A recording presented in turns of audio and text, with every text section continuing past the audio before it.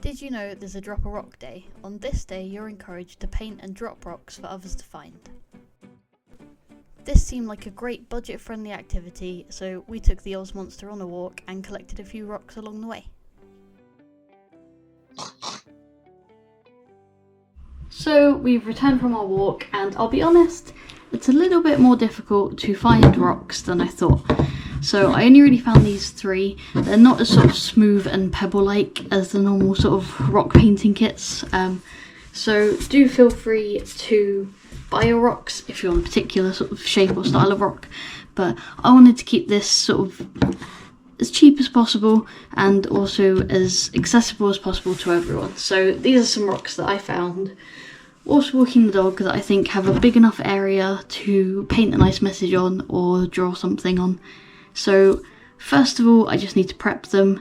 So I'm going to clean them, dry them, and then prime them with, I think some people call it gesso, but I'm basically going to mix PVA glue, white acrylic paint, and possibly some water if it's a little bit thick.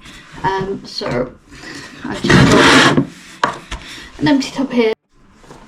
So I'm going to mix, it's going to be mostly glue, probably, I'm going to say like 60% glue and then like 30% water and then 10% white PVA, and it will just make a nice painting surface on these rocks. You can of course just leave this rock if you're happy with the colour, so maybe one of these I won't prep and we'll see how different it ends up. So this grey one I will leave to one side, and these ones I'll decide which face to paint and then gesso just that one face.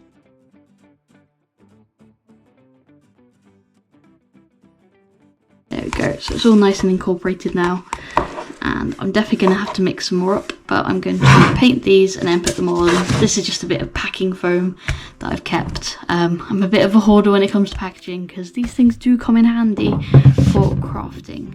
So I think that this is actually a nicer side for paint. Just making sure that I get every nook and cranny covered. Just starting with white base will mean that any colours that we put on top of it should show through really well. And this little guy will be left just as he is. So I'm going to wait for this layer to dry and then we can get to painting. So the gesso is all dry and it's given us a nice white surface to paint on. And I've got a few ideas of what to do. I think I'm going to start with the unpainted rock here, and even though most of the sort of rock painting designs are based on sort of pebble rounded shapes, I think I can still make it work, so I want to turn this one into a ladybird. So in keeping with the theme of my channel, I'm going to try and use up all these leftover sort of paint by numbers bits that I have. I also have these paint pens that have been sat in the drawer for a little while, and they're not sort of branded or anything. I think I just got them off of Wish, but I can give them a go. I've also got these mostly used up tubes of acrylic paint, so I'm just gonna put a bunch of stuff on this palette and see how much I need to complete this. Now, I think this looks like the head end and this is the bottom, so I'm just going to, usually I would pencil on a design, but I'm not sure how well it would show up on this, so I'm just going to try and freehand it this time. So I've looked up a few ladybird designs on rock painting. As I said, most of them are sort of based on, I'm not sure if you can be able to see that, rounded sort of pebble designs. I quite like these ones. I'll try and put a picture of this on screen because they've got little hearts as their spots. So I think the first thing I'm going to do is put in the red areas, because if I do overpaint them a little bit, I can just go over it with the black. I'm not too sure if acrylic is the best paint to use, but it seems to be what most of the kits come with, and it's what I already had to hand. If you know any other ways to decorate rocks, please let me know your ideas in the comments below. Paint's gone on pretty well. I put on quite a thick coat, so it's going to take a little while to dry. And I'm not too sure if I need to paint the black or if I can just use the sort of natural stone colour. So I might just leave it like that for now. I'm probably going to need a few layers to get it properly red, and I think I'm going to move on to the next one while this first layer of red dries, otherwise I'm just going to keep adding to it. And yeah, I struggle to know when to let things go and say this is done for now. So this is done for now. I'm going to move on to my next design. So for this one, I kind of wanted to be inspired by the shape of the rock, and I think it's sort of rainbow shaped, so I'm going to do a rainbow. But I also got some inspiration online again and saw these cute pictures where it was a snail and the shell was a rainbow. I'll probably put the picture up here somewhere. So I'm going to go with that, and because we did pop this one in white, it means that I can draw a pencil line on it. So I'm just going to draw a rough outline of a snail and then divide the shell up into rainbow sections.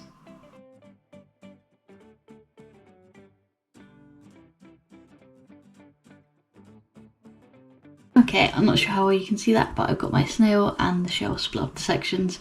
I did have to Google how many sections a rainbow is, and I think most people said it was 7, so it's got 7 sections, and I will try to do it in rainbow order, so Mariah Elizabeth, don't come at me.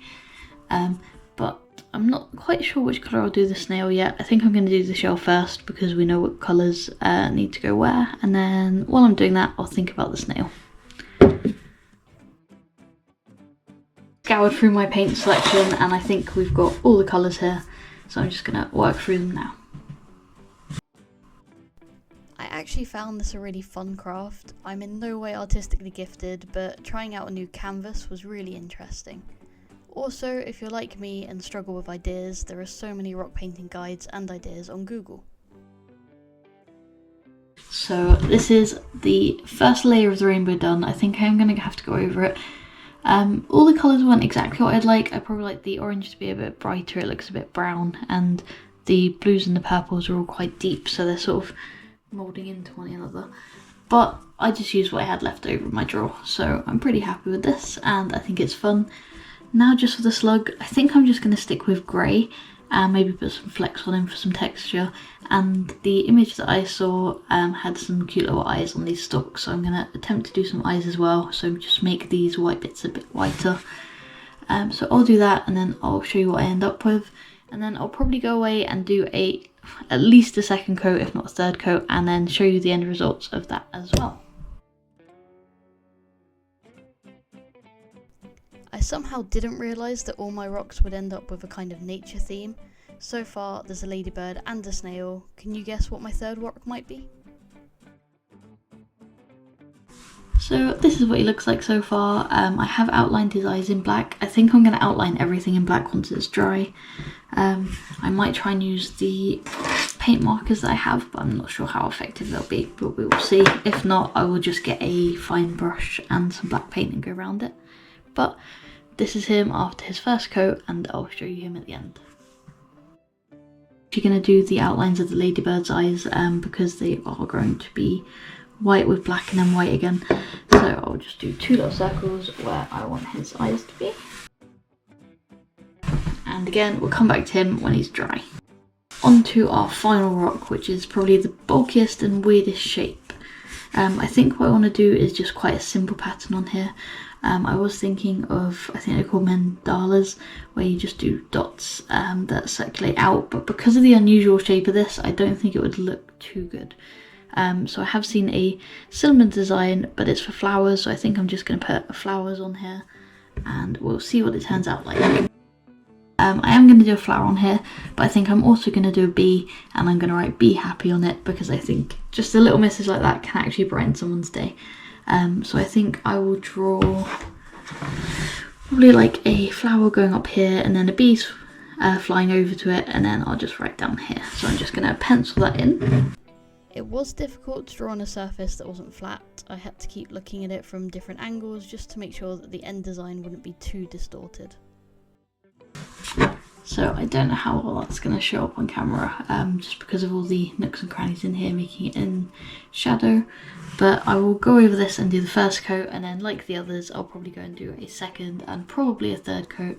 But I've tried to keep these designs super simple, so any of you can give them a try. It's a great craft to try with your kids, and I'm going to try and do it in advance of Drop a Rock Day and get it out so that maybe you'll be inspired to drop a rock on Drop a Rock Day.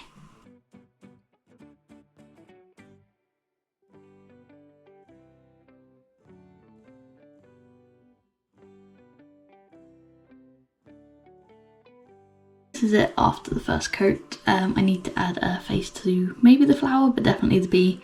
And I sort of did these dots to show that it's flying, but I'm not sure if I like that or not, so I might paint over that in white. You can probably see that the words didn't end up where I penciled them on, but I just fit them in where I could. But I'm quite happy with this one, as I should be. And we'll leave these to dry, come back and do a second, third coat, and I might even write a message on the back, something like, if you find me, let me know, kind of thing. But then that might mean that I have to gesso the back of the rocks, so we will see, but for now I'll leave these to dry. I decided I wanted the ladybird to be shiny all over and wanted more contrast, so I ended up painting the dark of its black. The colours on this one still ended up bright, even without the gesso coat. I tried adding on the heart spots with a technique that I've previously used for cookie icing, but it didn't work, so I went back with a small tool to tidy them up, and later went over them with a little bit of the red paint just to make sure that they actually look like hearts. I added kawaii style eyes to the ladybird, and now that's done, let's go back to the snail. The paints did crack slightly whilst drying, even with the gesso coat, but after a second coat with some different paints I was happy enough with the colours. I decided to paint on an outline to try and make the colours pop, and I think it worked. This little guy definitely has character. Now to finish the final rock. I went over all the paint and used the white to hide my pencil lines and the dotted line that I decided I didn't like earlier. I added a face to the bee and the flower and added an outline to really bring them to life. I did decide to write on the back of these so that if someone found the rock they could let me know. I tried to use the paint markers, but they really didn't adapt well to the uneven surface, so I ended up just going back to the paintbrush for the other rocks. The final step was glazing the rocks so they have some kind of protection. I still don't expect them to beat the English weather, but this should mean that they survive long enough for someone to see them. I just used PVA glue for this, covering the rock and then waiting again for everything to dry. And this is how they ended up. What do you guys think? I actually like these. The snail has to be my favourite, but they all turned out well. Overall, it was a really simple and affordable craft project. All that's left to do now is drop them.